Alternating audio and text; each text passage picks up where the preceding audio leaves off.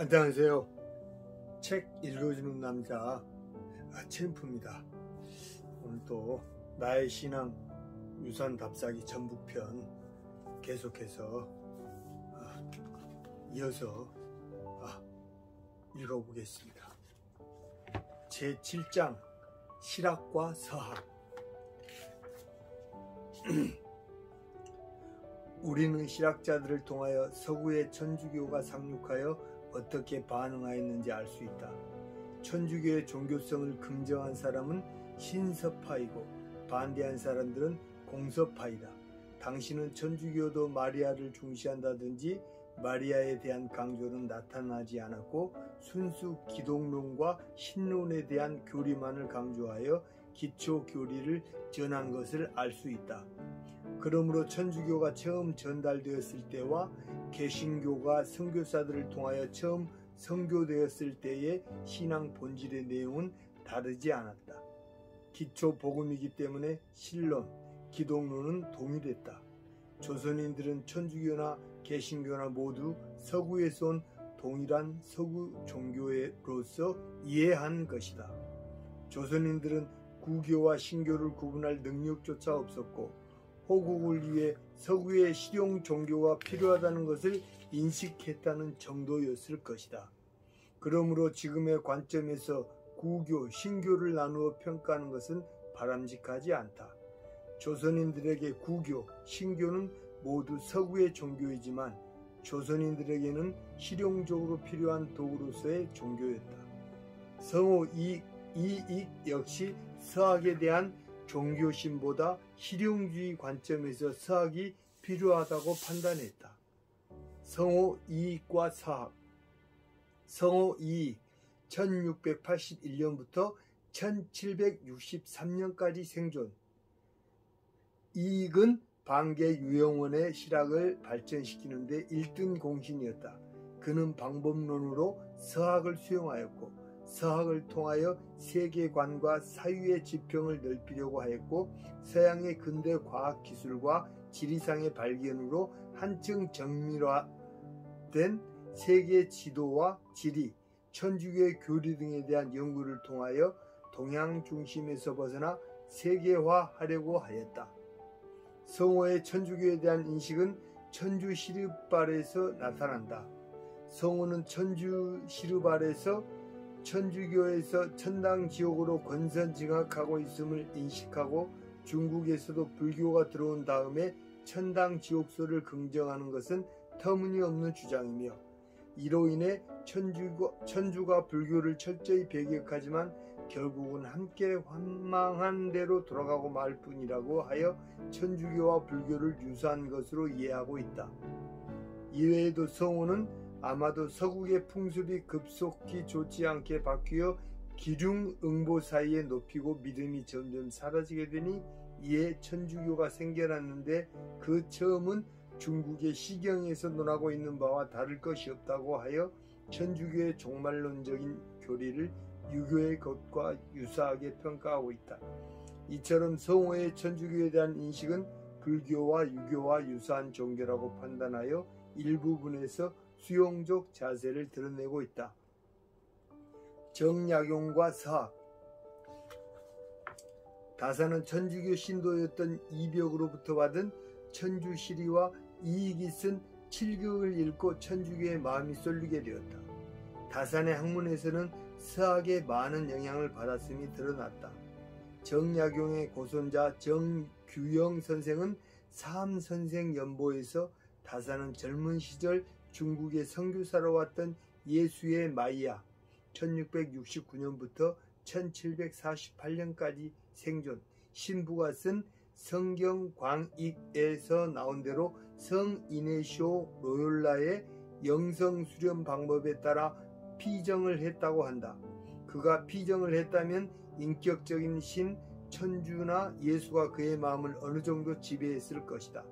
다사는 성호 이익보다는 천주교 신앙이 귀했음을 알 수 있다.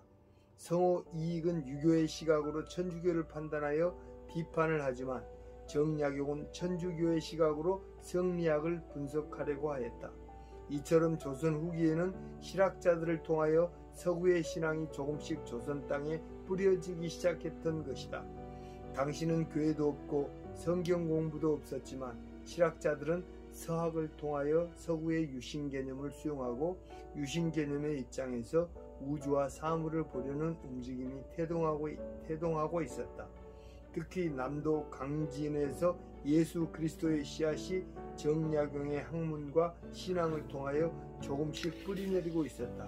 정약용은 유학과 기독교를 비교하여 성교 요지를 쓴 천주교도 이벽으로부터 서학을 소개받고 천주교도가 되었다.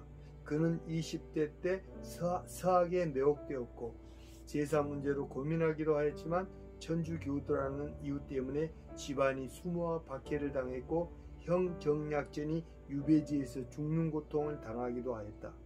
정약용 역시 천주교도라는 이유로 박해를 당하여 유배지로 가게 되었던 것이다.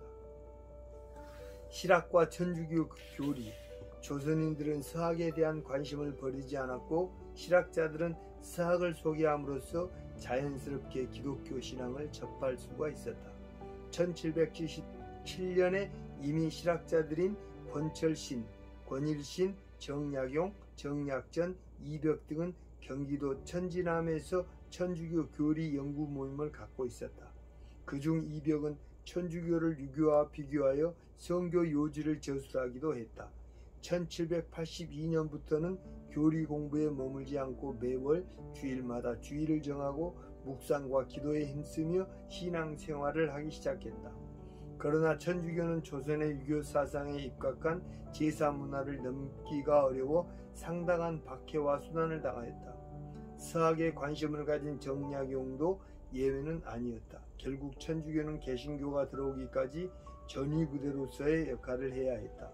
천주교는 1791년에 신의 교난, 1801년에 신유 교난, 1839년 기해 교난, 1866년에 병인 교난 등을 통하여 많은 박해를 당하였다. 천주교 박해의 1등 공신은 대원군이었고 표면적으로는 제사였지만 이면적으로는 정치와 관련이 있었다. 그러다 보니 천주교는 피해 종교로서 자리매김을 하였던 것이다.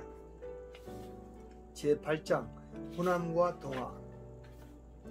동학은 경상도 출신 최재우가 순수한 종교적 의도를 갖고 창도하였는데 호남 출신 전봉준에 의하여 정치적, 사회적 의도로 변화되어 농민혁명으로까지 이어져 결국 실패로 끝나게 되었다.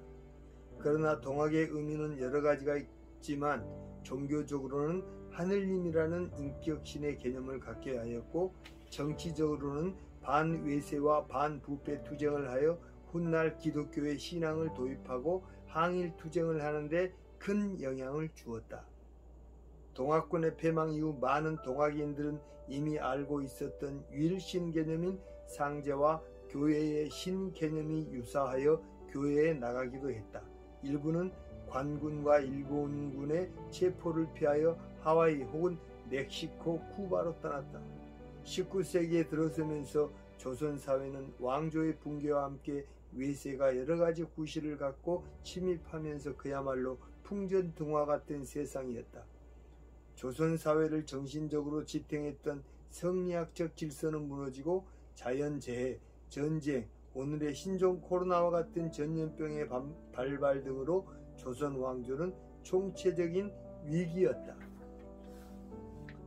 특히 1842년 아편전쟁 이후 1860년 영불연합군의 북경 점령은 조선사회의 위기감까지 가져오게 되었다. 서구가 조선을 침략할 것이라는 예상이 있었기 때문이다. 일찍이 전국을 떠돌면서 다양한 직업과 종교 체험을 했던 최재우는 조선의 가장 심각한 문제는 유교 질서의 붕괴와 서학의 도래로 보았다. 서학이 들어오면 반드시 뒤에는 총칼이 따라온다고 믿었던 것이다. 실제로 남미 같은 경우를 보면 천주교 사제들이 먼저 들어가면 뒤에는 반드시 점령군이 따라왔던 것이다. 그러나 한국의 천주교는 개신교처럼 서구의 선교사들이 들어오기 전부터 자생적으로 설립되고 있었다.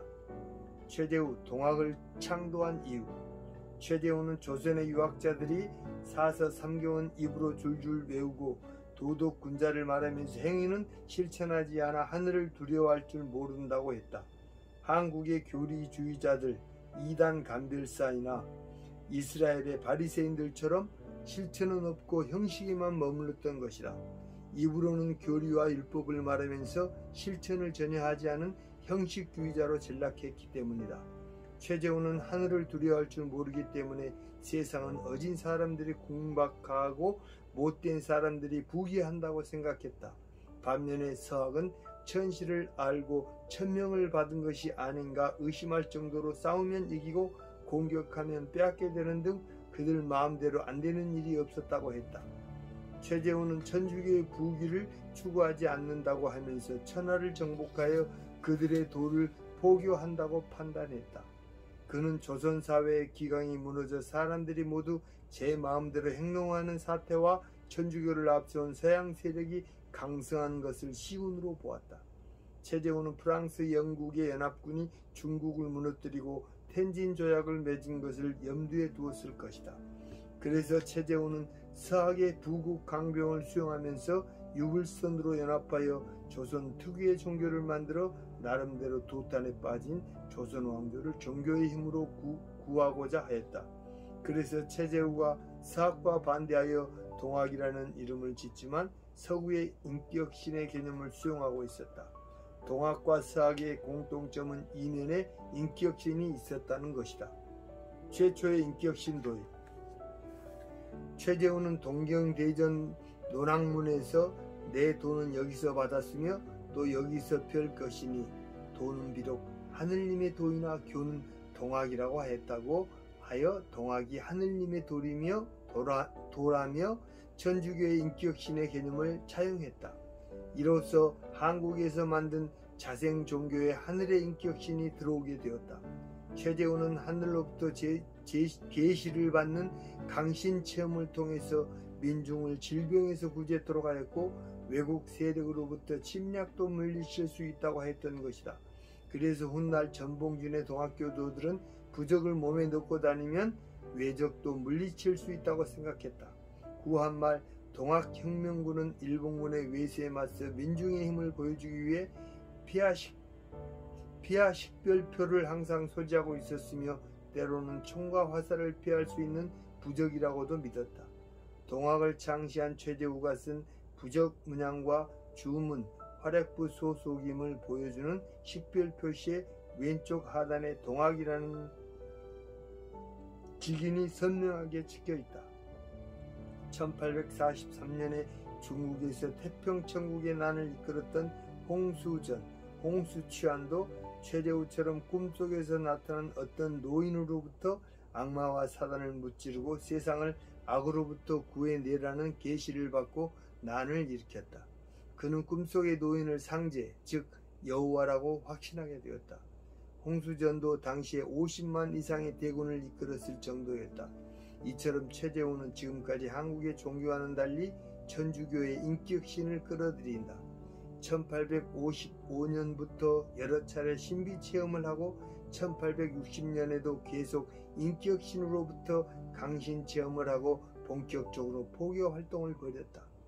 그는 열심히 기도한 결과 하느님으로부터 망고에 없고 천추에도 없는 무국대도를 받게 되어 서학에 반대되는 개념으로 동학을 창도하게 된다. 사회적으로는 서양 세력이 서학을 통하여 강성해지는 것을 시운으로 보았다. 최재훈은 새로운 종교의 힘으로 서양 세력의 침입을 막을 수 있고 무너진 기강을 세울 수 있어야 조선 사회가 회생될 수 있다고 믿었다. 동학은 기존의 종교와 차별성을 두었고 기존의 유교, 불교, 도교, 무교, 풍수와 도참 사상 그리고 천주교를 융합해 놓은 통합적인 성격의 종교였다. 최재훈은 동경대전에서 하늘의 운행과 천지의 순환은 모두 하늘님의 뜻이며 은혜요 하늘님 조화의 자취라고 하였고 동학의 핵심 사상은 시천주라고 하면서 안에는 생명이 있고 밖으로는 기운과 함께 화합함으로써 이 세상 사람들이 각자 깨달아 이것을 믿는 것이라고 하여 동서양의 종교 사상이 병합된 것을 알 수 있다. 여기서 천주는 서학에서 온 인격적인 신으로 천지를 개벽하고 사람과 만물을 창제하고 주재하시는 인격적인 존재이다. 최재우는 종말론에 대해서도 죽음 이후 인간은 혼과 백으로 나누어지지만 죽은 것은 백인 육신일 뿐이고 혼은 죽지 않는다고 하여 기존의 동양 종교 개념을 넘어서고 있다. 이는 서학의 영향인 것이다. 동학의 인격신과 개신교. 이처럼 동학이 기존의 유교나 불교, 선이라는 다른 종교와 특이한 것은 천주교를 통하여 하느님이라는 인격신 개념이 들어온 것이다. 이러한 인격신의 개념은 훗날 동학혁명이 끝나고 많은 동학도들이 개신교로 가는데 일익을 담당하게 되었다. 하늘님 개념은 기존의 다른 종교에서는 찾아보기 어려웠다. 한문으로는 천주로 표현되었고 내용상으로는 고대 유교의 인격적인 상제였고 유대교에서 온 유일신의 개념이었다. 유일신 사상의 동양의 깨달음과 실천의 사상이 병합되어 신종 종교가 탄생되었고 조선 왕조에서는 사교로 몰리기도 하여 최재우는 순교를 당하게 된다. 그래서 교조 신원 운동이 발생하였던 것이다. 교조 신원 운동. 교조 신원 운동은 1892년부터 1893년까지 년에 동학교도들이 벌인 운동으로 1864년에 처형된 동학의 창시자 최재우의 억울함을 풀고 조정으로부터 포교의 자유를 인정해달라는 운동이었다. 이 운동은 바로 동학혁명으로 이어졌다. 결국 최재우의 동학정신은 동학혁명의 종교적 이론적 기반이 되었다.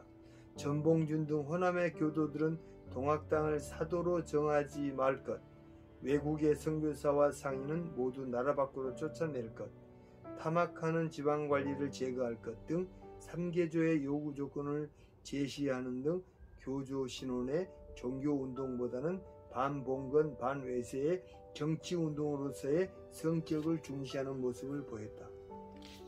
눈엣가시로서의 동학. 당시 조정에서 볼 때 동학교도들은 동학이 너무 강력한 나머지 눈엣가시거리였다. 종교정신으로 뭉쳐졌기 때문에 조정이 볼 때는 왕조까지 위협하는 존재들로 판단했다. 동학이 당시 양반들로부터 농민들까지 강력한 영향을 끼쳤던 것은 실학자들이 중시하는 서학과 민중들이 중시하는 불교, 조선 유학자들이나 양반들에게 중요한 유교, 하층민들의 샤머니즘 등을 모두 포용했기 때문이었다. 동학은 조정 측에서 볼 때는 조선 왕조의 국교인 유교를 멀리하고 많은 사람들이 따랐기 때문에 사교라고 지탄받았지만 당시 유학자부터 일반 백성에게까지 폭넓은 신도층을 확보하게 되었다. 이는 동학이 천주교의 영향을 받아 불교나 유교에서 만날 수 없었던 새로운 스타일의 인격신 개념이 가미가 되었고 양반의 종교와 상민의 종교를 모두 포함하였고 사람은 곧 하늘이라는 인내천 슬로건과 나라를 구한다는 호국 종교로서의 가치가 있었기 때문이다. 조선의 종교는 호국 종교, 불교, 유교, 동학, 개신교는 고려와 조선 왕조에서 호국 종교로서의 역할을 담당해왔기 때문에 조선은 종교 간의 전쟁이 없었던 것이다. 종교 간의 전쟁은 없고 기득권이나 이해관계의 문제 때문에 특정 종교 자체 안에서 싸움을 하고 있다. 최근 불교의 조계종이나 기독교 내부의 분쟁은 모두 호국과 상관없이 자신들의 이해관계 때문에 싸우고 있다. 그래서 사회적으로 지탄을 받는 것이다. 종교가 호국의 역할을 할 때 민중들의 지지를 받는다.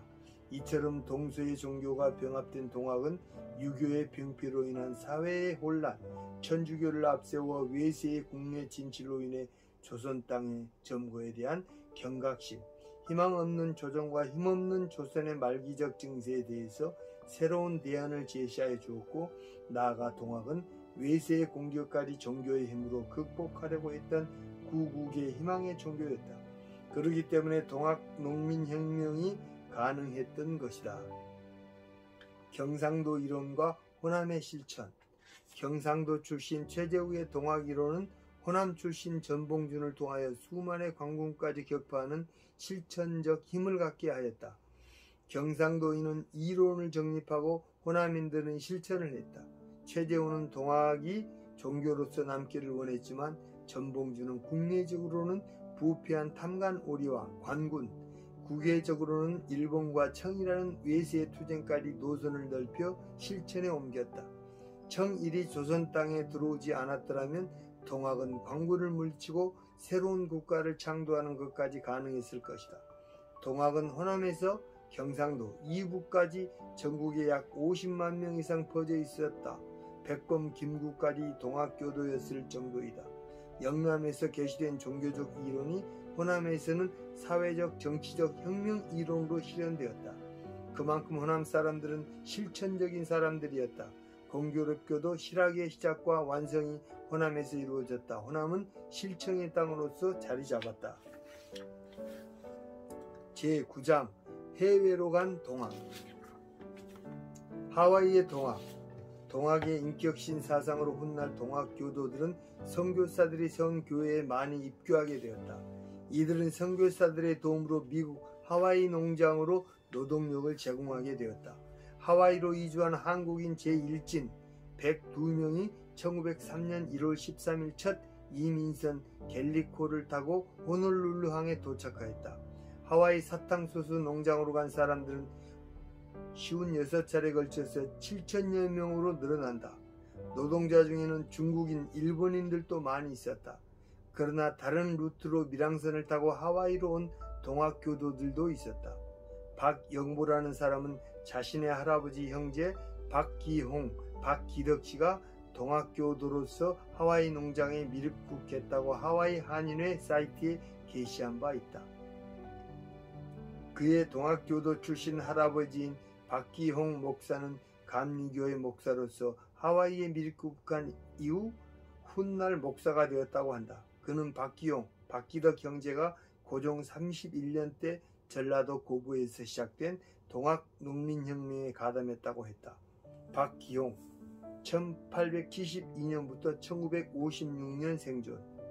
박기홍과 박기덕 1879년부터 1926년까지 생존. 형제가 하와이행 화물선인지 어선인지에 몸을 싣게 된 것은 우리나라 최초의 하와이 사탕수수 농업 이민들을 태우고 제물포항을 떠났던 갤리코가 하와이에 도착한 1903년 1월 13일보다 얼마나 앞섰는지 확실치 않지만 갤리코로 들어온 집단 이민 외에도 또 다른 절차와 경로 및 방법으로 하와이에 들어온 사람들도 있다는 사실을 손자의 위치에서 그 뿌리를 더듬어 본다. 그들은 고종 31년 1894년 전라도 고부에서 시작된 동학계 농민혁명, 갑오농민전쟁에 가담해 있었다.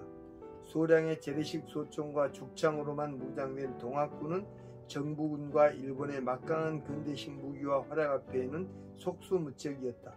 참패를 당하게 된 후 동학군들은 뿔뿔이 흩어져 피신을 해야만 했다. 물론 이들 형제도 숨어 다녀야 하는 처지에 놓이게 되었다. 그러다가 피신 중에 충청남도 예산에서 미국인 선교사 이름과 종파 미상 선교사를 만나게 되었다. 그 선교사의 집에서 숨어 지내다가 그의 알선으로 하와이행 배를 타게 되었다. 그런데 한 가지 의문점은 동학운동은 최재우가 풍수사상과 유, 불, 선의 교리를 토대로 서학, 기독교에 대항한 인내천, 천심즉인심을 내걸기도 했었는데 선교사로서 동학에 가담한 우리 할아버지 형제를 도와준 이유에 대하여는 이해가 가지 않는 부분이기도 하다.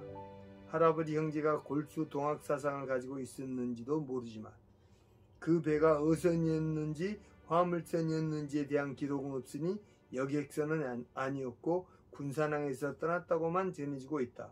그 배의 이름도 정확하게 기억을 하지 못하고 있는데 두 아들이 그들의 아버지에게서 들은 기억에 남는 것은 단지 일본 국적의 배로 마지막 글자가 로로 끝나는 이름이었다는 기억일 뿐이라고 한다.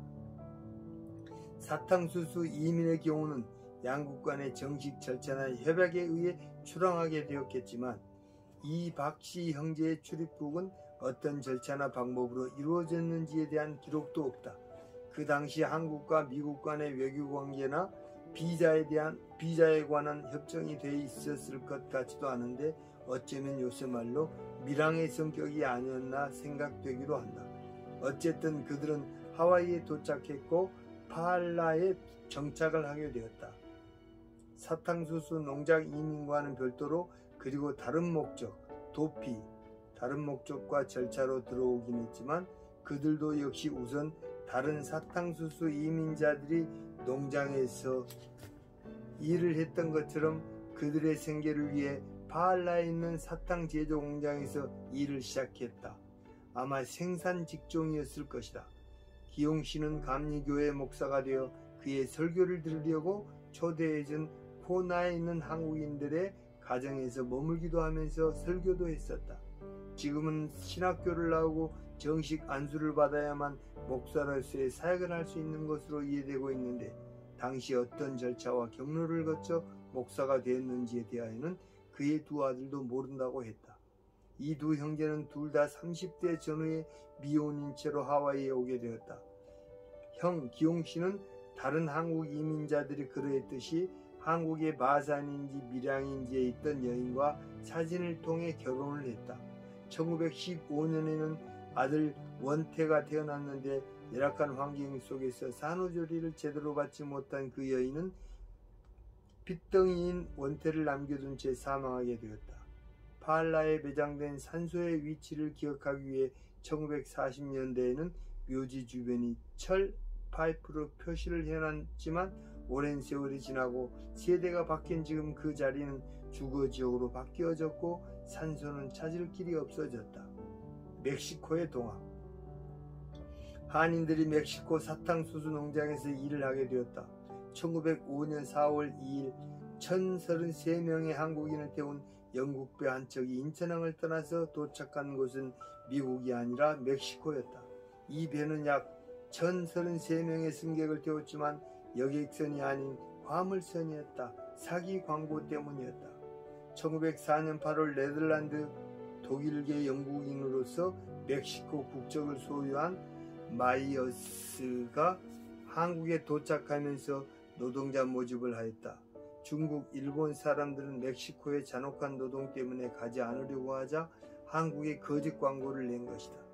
일제 동양척식회사는 수수료를 챙기기 위하여 거짓으로 광고를 냈다. 이 중에는 피신한 동학교도도 있었다. 1033명으로 남자가 689명, 여자가 127명, 남자아이가 187명, 여자아이가 32명이었다. 멕시코로 떠나 노예처럼 선인장, 에네켄 농장에서 일을 했다. 멕시코 한인들의 일부 300여 명이 1909년 4년의 계약이 끝나자 경제난을 이유로 쿠바로 떠나게 된다. 그 배에 탔던 한국인들은 그곳이 하와이일 것이라고 생각했지만 도착해보니 속아서 멕시코로 온 것이다. 항해 중 2명의 어린이가 죽어 멕시코 땅에 도착한 1031명, 이들이 멕시코로 건너간 한국 이민자들이다. 이들은 노예처럼 사탕수수 농장에서 한많은 삶을 살면서 사라져갔다. 사기 이민을 당한 한인들은 새벽 4시부터 어두울 때까지 쏟아지는 땡볕에서 에네켄 잎을 자르고 섬유질을 벗겨냈고 얼굴이 검게 타고 가시에 찔려 손에서 피가 나기 일쑤였다. 게다가 정해진 하루 일감을 마무리하지 않으면 채찍질도 가해졌다. 이들은 참고 견디며 일했지만 임금을 주지 않는 것은 물론 임대주택과 식량도 직접 돈을 주고 구입해야 했다. 대부분의 노동자는 일을 할수록 빚만 늘어나는 나락에 빠졌다. 황성신문 1905년 7월 29일자 사설은 당시 한인들의 처참한 생활상을 그대로 반영했다. 멕시코 원주민인 마야족의 노예 등급은 5, 6등급, 한인 노예는 7등급으로 가장 낮은 값이다. 조각난 떨어진 옷을 걸치고 다 떨어진 집신을 신었다. 아이를 팔에 안고 등에 업고 길가를 배회하는 한국 여인들의 처량한 모습은 가축같이 보이는데 눈물 없이는 볼 수 없는 실정이다. 농장에서 일을 제대로 하지 못하면 무릎을 꿇리고 구타해서 살가죽이 벗겨지고 피가 낭자한 농노들의 그 비참한 모습을 차마 눈뜨고 볼 수 없도다. 통탄이라. 여기에 동약 교도들이 일본군과 광군의 눈을 피해 멕시코까지 왔던 것이다. KBS에서도 멕시코까지 동학 교도가 숨어서 갔다는 것이 방영되기도 했다. 국내에 있는 동학 교도들은 처참하게 죽었기 때문에 일부는 밀항선을 타서라도 해외로 도피했던 것이다. 쿠바의 동학. 당시에 22살 때 멕시코로 떠났던 임천택이라는 사람을 중시해 볼 필요성이 있다. 임천택은 고향은 경기도 광주였고 97년 한국 정부로부터 국민훈장 동백장에 주소되기도 했다. 임천택은 경기도 광주 사람으로서 그의 아버지가 광화문에서 있었던 교조 신혼운동에 동참했을 가능성도 크다. 그의 아버지는 일찍 소천하고 어머니만이 아들을 데리고 멕시코 에네켄 노동에 지원한 것은 자신의 남편이 동학교도였을 가능성도 크기 때문에 조선에서는 더 이상 살아가기가 힘들었기 때문일 것이다. 그러나 정황상 주장만 할 수 있다. 당시 민족 33인 중에 한 사람인 이종훈도 경기도 광주 사람이었고 체제후의 억울함과 원통함을 호소하는 교조 신혼운동에 참여하였다. 동학에 입도한 이종훈은 우선 고향 광주 인근에서 포교활동에 나섰다. 이후 여주, 이천, 충주, 안성 등으로 대상지를 넓혀갔다. 그러나 당시만 해도 입교한 지 얼마 되지 않아서 두각을 나타내지 못했다. 경기도 광주에도 동학인들이 많았다는 증거이다. 쿠바의 영웅 헤로니모. 임천택의 아들 헤로니모 임의조는 1926년 마탄사스의 에네켄 농장에서 노역하던 와중에 태어났다. 22살의 아들을 본 것이다. 헤로니모는 아버지 임천택의 동학사상에 영향을 받아 쿠바의 카스트로, 국민영웅 체 게바라와 함께 혁명을 하여 산업부 차관보까지 올랐다. 그는 당시 산업부 장관인 체 게바라와 함께 4년 동안 같이 지내기도 했다.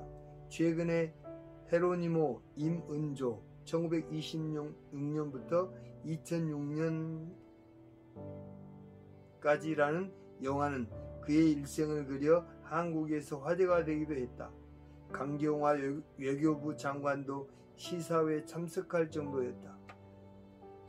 미국의 한 변호사가 쿠바에 우연히 갔다가 택시 운전사로부터 카스트로 혁명에 협조한 한인이 있다는 사실을 알고 다큐멘터리 영화를 만들었다. 헤로니모는 동학교도, 천도교인 아버지의 동학의 피가 있었다. 헤로니모는 1946년 아바나데 법대에 진학한 뒤 5년제 법대 졸업을 1년 앞둔 49년 학업을 접고 카스트로와 함께 진보 정당 오르토독소에 입당함으로써 바티스타 독재 정권에 본격적으로 저항하는 직업 혁명가가 됐다. 그는 카스트로와 함께 대학에서 공부하는 친구였다. 카스트로와 10년 동안 출생지인 마탄사스 일대에서 도시 게릴라 활동을 펼치는 등 사회주의 직업혁명가로 활동했다. 1959년 혁명 후 헤로니모는 경찰 공무원으로 입문해 산업부 차관을 지낸 바 있다. 동학이 주는 영향력은 해외까지 퍼져나갔다. 동학은 당시 숫자만 해도 50만 명 이상을 헤아렸다고 한다. 희망이 없는 곳에 동학은 사회적 혁명까지 가져다주는 매력적인 종교였다. 동학혁명의 정신은 기독교와 함께 3.1운동에 강력한 영향을 주었다. 헤로니모가 쿠바 혁명에 동참한 것도 동학혁명의 정신이 있었을 것이다. 호남에서의 혁명 정신이 이국 멀리 쿠바에서까지 사회주의 혁명을 이룩하는 데 동참하였던 것이다. 이처럼 호남의 혁명 정신이 기독교 정신으로 무장할 때는 3.1 항일 운동에 앞장서게 되고 사회주의로 무장할 때는 사회주의 혁명을 이루기도 했다. 이처럼 동학혁명의 반외세 정신은 사회적으로 3.1 항일 운동에 도움을 주었고 종교적으로는 유신 개념과 종말론적 개념이 있어서 개신교가 정착하는 데 도움을 주었다. 동학과 개신교는 구한말에 발생하거나 시작된 종교로서 양측은 종교 갈등이 없었다. 호국과 인간을 중시하는 사상, 평등주의, 인격신 개념, 기적과 같은 공통적인 요인이 작용했기 때문이다. 특히 동학의 시천주, 인내천, 개인주의, 평등주의 등은 개신교와 밀접한 면이 많이 있었다. 호남에서 발생한 순수 민족 정신이 반외세 투쟁에 강력한 정신을 불어넣었고 이국 멀리 쿠바에까지 흘러들어가 카스트로와 체 게바라와 함께 혁명을 일으키는 데 영향을 주기도 하였다.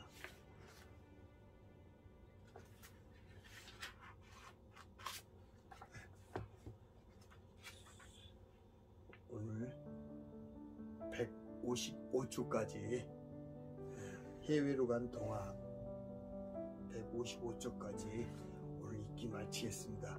나의 신앙 유산 답사기 전북편 오늘 하나님께 기도드리고 마치겠습니다. 하나님 감사합니다. 주님께서 또 이 책을 또 최창월 입사에게 또 선물하여 주시고 또 최창월 입사가 또 이 읽기를 통해서 많은 또 우리 또 기독교 문화를 또 알게 되고 또 천주교 문화도 알게 되고 우리가 또 앞으로 나아갈 방향도 또 우리가 또 만들 수 있고 또 이런 시간을 주신 하나님 아버지께 진심으로 감사드립니다. 하나님 아버지 또 저와 함께 우리 유튜브 친구들 또 이 내용을 다 또 알고 또 많은 또 좋은 정보가 될 수 있도록 주 하나님께서 인도하여 주시옵소서. 늘 함께하여 주시옵기를 또 바라오며 다음 또 읽기 할 때 또 만날 것을 바라오며 소망하며 예수님의 이름으로 감사하며 기도드립니다. 아멘.